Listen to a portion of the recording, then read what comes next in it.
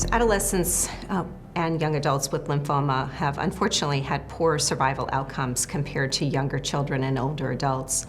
And there's been recognition that there's a lot of different factors that contribute to it, everything from differences in disease biology to how treatment is delivered, different in approaches between pediatric and adult oncology, as well as concerns about long-term survivorship issues, toxicities from the treatments that have been delivered.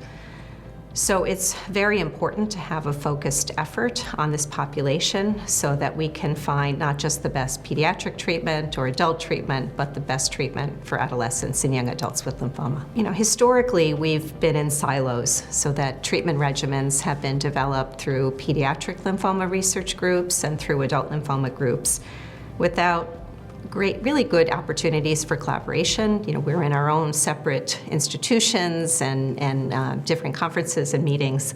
So through initiatives like this, where we can bring everyone together and share ideas and data, it allows us to work more collaboratively, and ultimately that leads to better outcomes for our patients.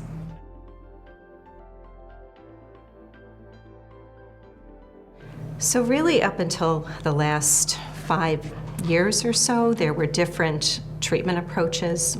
For example, Hodgkin lymphoma, which is my area of specialty, we used different chemotherapy combinations, and different radiation was applied differently to patients compared to what my colleagues on the adult side were doing. Through efforts like this, we came together the first time 10 years ago, and it gave us a chance to start to work together and share ideas. And that led to the first ever collaborative clinical trial for both adolescents and adults with Hodgkin lymphoma. That study result came out last year, and it was, the results were incredible. It was really a game changer, and now that's a new standard, so that adolescents, whether they're being treated on the pediatric side or on the adult side, they're getting the same therapy. And so that's kind of where we're moving, but before these type of efforts, it was quite different. Many of the lymphoma subtypes that occur in this age group, Hodgkin lymphoma, primary mediastinal B-cell lymphoma, anaplastic large cell lymphoma, they're all quite treatable, and most patients are expected to be cured.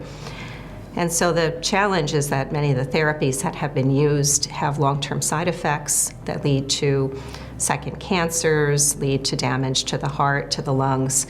And so we have to be very mindful of that, especially in a younger population. It's one thing if you get lymphoma at age 75, but if you're 20 and you still have many, many decades of life ahead of you, we want to make sure that we're minimizing that damage so it doesn't affect quality of life or even survival in the long term.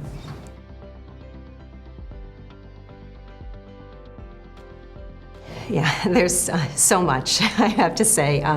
Probably one of the most exciting things has been the introduction of immunotherapy to patients, and the clinical trial that we reported out last year was the first big clinical trial that incorporated immunotherapy into adolescents and young adults with lymphoma.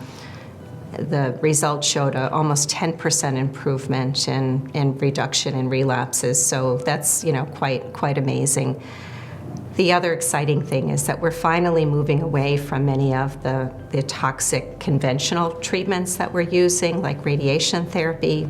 In this same clinical trial, in the past, over half of patients received radiation, and in this study, less than 1% did. And that's going to translate into much fewer long-term side effects down the road. I think a challenge we still have is that historically, many clinical trials will only enroll patients ages 18 and up, and we're pushing to get that lower so that our younger patients, our teenagers, have access to those same drugs. We're also working on trying to kind of improve the care model, to break down the silos, to educate physicians and primary care providers in the community so that they're aware of the kind of unique issues that adolescents and young adults face in their treatment and then their subsequent follow-up care.